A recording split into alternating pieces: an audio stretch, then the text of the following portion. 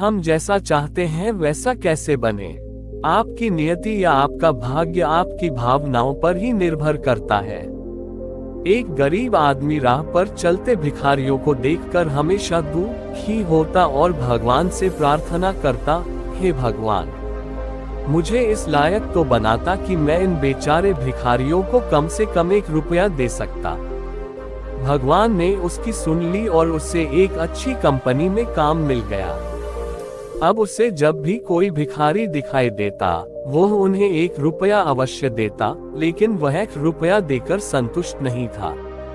इसलिए वह जब भी भिखारियों को 1 रुपया का दान देता, ईश्वर से प्रार्थना करता, हे भगवान, 1 रुपया में इन बेचारों का क्या होगा? कम से कम मुझे ऐसा तो बनाता कि मैं इन बेचारे भिखारियों को 10 रुपये दे सकता। 1 रुपये में आखिर होता भी क्या है? संयोग से कुछ समय बाद उसी कंपनी में उसकी तरक्की हो गई और वह उसी कंपनी में मैनेजर बन गया, जिससे उसका स्तर ऊंचा हो गया।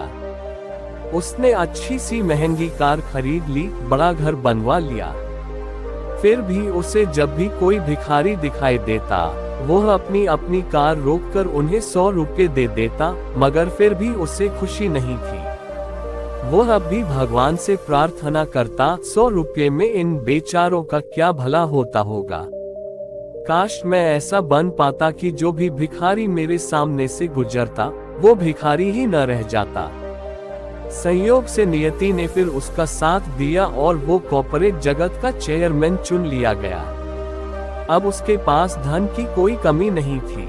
महंगी कार, बंगला, प्रथम श्रेणी का रेल टिकट आदि उसके लिए अब पुरानी बातें हो चुकी थी। अब वह हमेशा अपने स्वयं के हवाई जहाज में ही सफर करता था और एक शहर से दूसरे शहर नहीं बल्कि एक देश से दूसरे देश में घूमता था।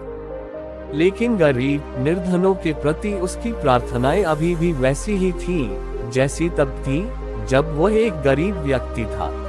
इस लघु कथा का सार यह है कि आपकी नियति या आप